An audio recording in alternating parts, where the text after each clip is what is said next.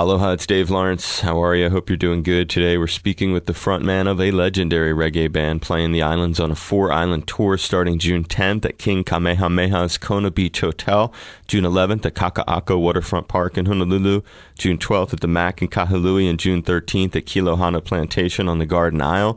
My guest is their guitarist and lead vocalist. He's been sharing his musical gifts with the world since 1975 and is a Grammy Award winner. They're also known as a Birmingham, UK band, and it's a great pleasure to welcome from Steel Pulse, David Hinds. Aloha and mahalo, David. Aloha. How are you, brother? Dave Lawrence at Hawaii Public Radio. I could always be better, but I give plenty thanks. You got a good attitude, man. Thanks for taking some time. When did you first make it to Hawaii? I believe it could have been as early as 1986, but that's what I think it is, if my memory serves me well. What are your memories from then? Well, I got laid.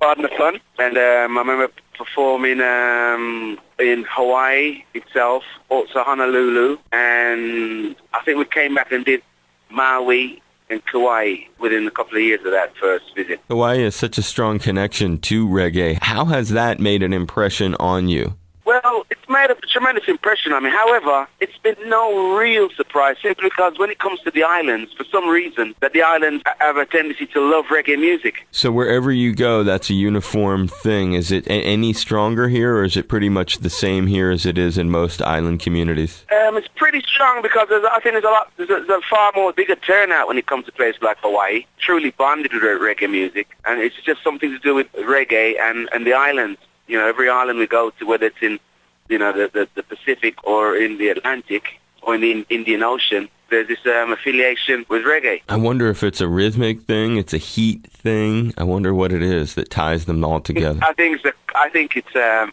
conglomerate of all. It's just one of those things. And after all, reggae did originate from an island. And I think it's that inner sense, that vibe that people have in them because of its island music. And I think it's that sense that none of us can understand, if you see what I'm saying. Yeah. It's just one of those things. It's a phenomenon that no one can really pinpoint. Of all your times here, David, what sticks out in your mind? Any impressions of Hawaii Central in the way that you think about the islands? Well, let's put it this way. I've visited several islands and several countries in my lifetime. I give thanks for that, something that my father never had that opportunity to do, so I feel like I'm fulfilling it for him. And when I go to Hawaii, it's one of the most spectacular scenery you could find, on virtually all the islands, especially the big island, the volcanoes and the black sand in various parts of it, things like that. It has so much diversity as far as scenery that it sticks out in my mind a lot more than anywhere else. I'm in a bit of confusion as well when it comes to that, because one minute I'm there, I think you got an area called Diamond Head in Honolulu. Yep. And I'll say, hang on, Honolulu's, is really spectacular looking. Then I'll jump on the island of Maui. Then Maui became one of the most beautiful islands for the longest time for me. Then I hit Kauai, where there's a hotel that might as well you call it a museum. It was so much artifacts and fine sculptures and artwork all throughout the hotel. That sort of left memories with me as well when it comes to the island of Kauai.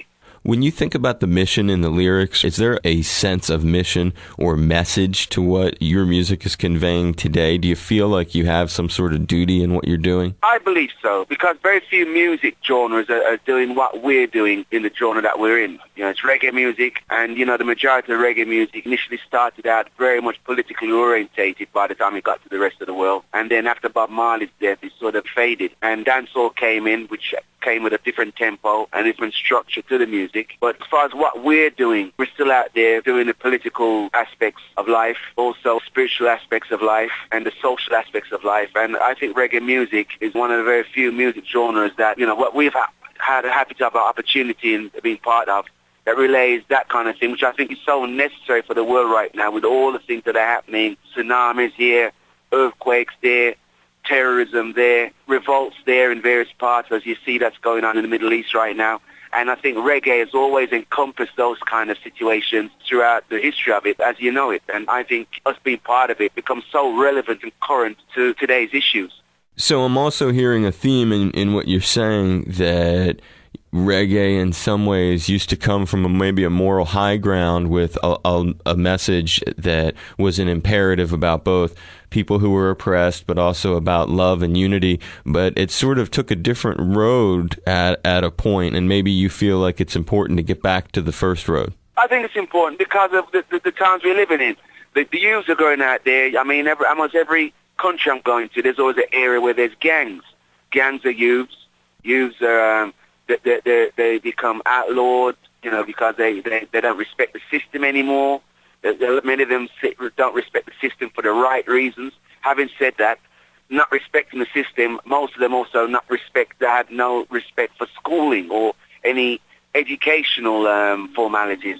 And as a result, the gangs have bred, situations where people are living in worlds of ignorance right now.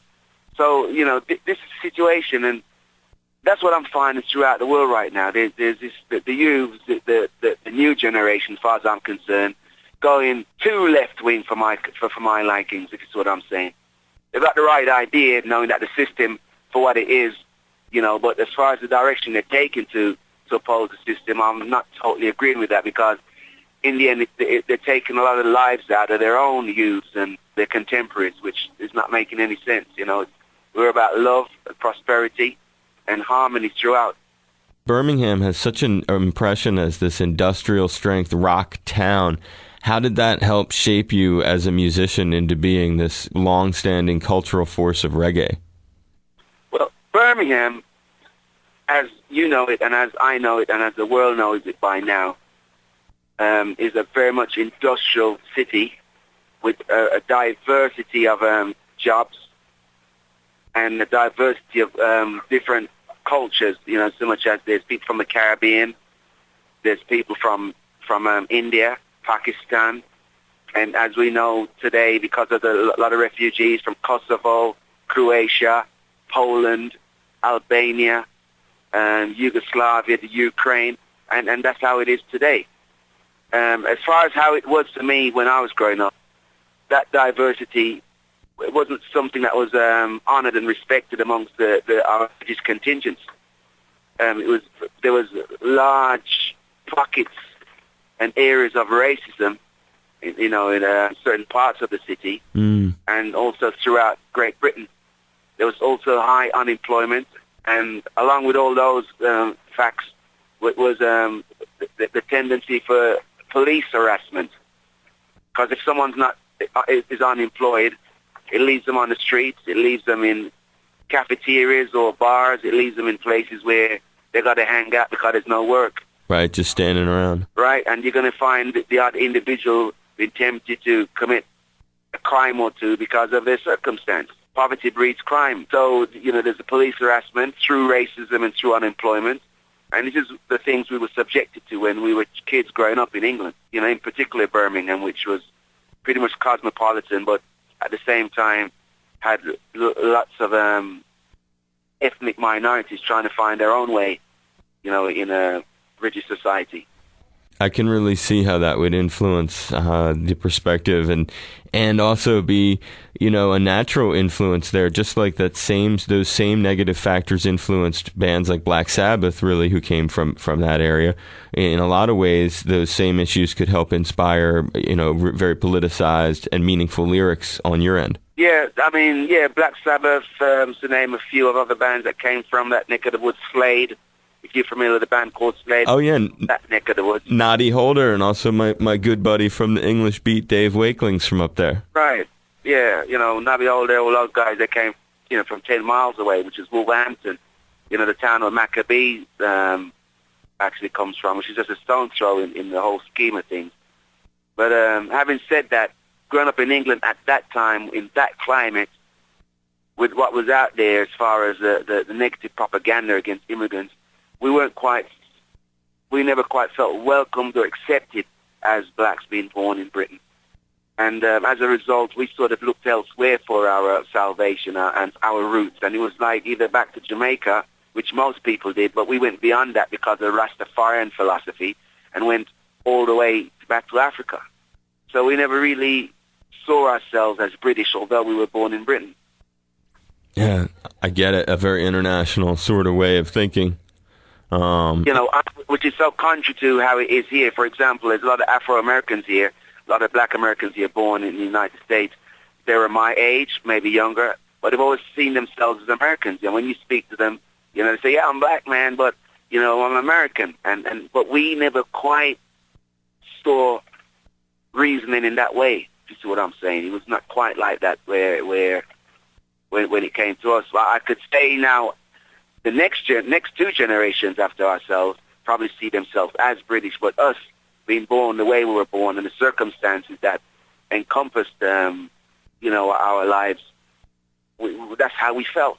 I totally can see it's a very international sort of background that you would have. Also coming from immigrant family, moved to England, then, not feeling entirely welcome in the community, but having your family's ancestry even go back further than where they had emigrated from, meaning Africa. So I can see the lineage and the way it would connect. I do. And like I said, that connection really came because of the Rastafarian philosophy that was accessible to us at the time.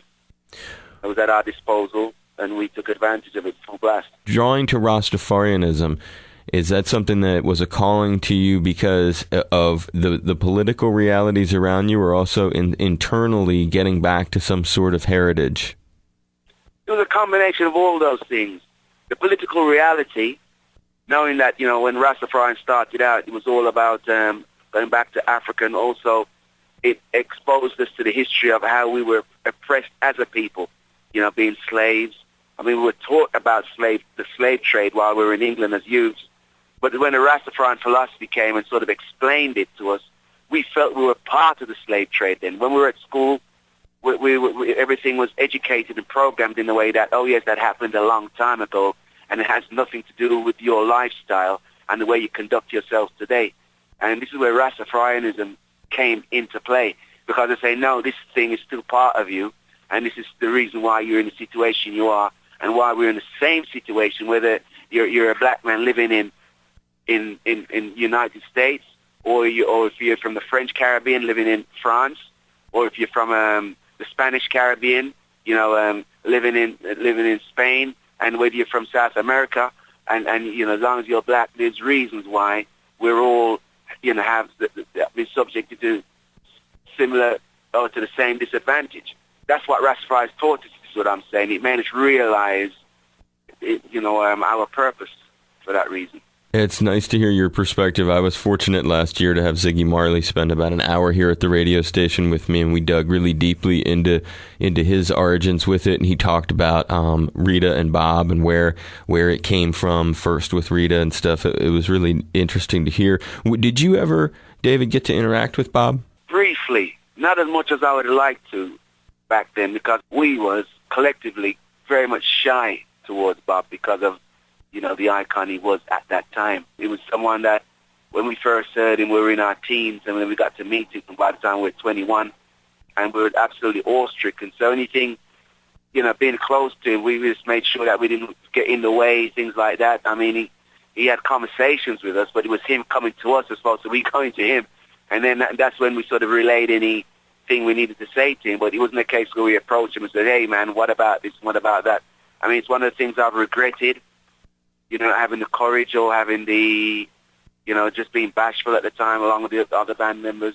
But we managed to get around his other band members because we because of who they were. They were just ordinary people as far as we were concerned. They were legends as well. As you can see today, they're still out there on tour doing their thing.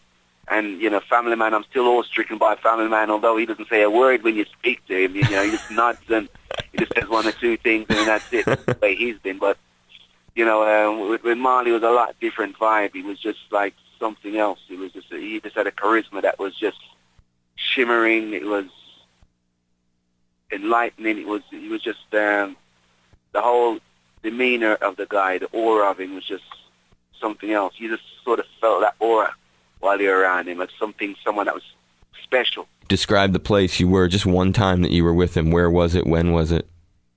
Well, a couple of times. I mean, I remember once I was backstage. This was after doing a couple of dates already, and he started to get familiar with us.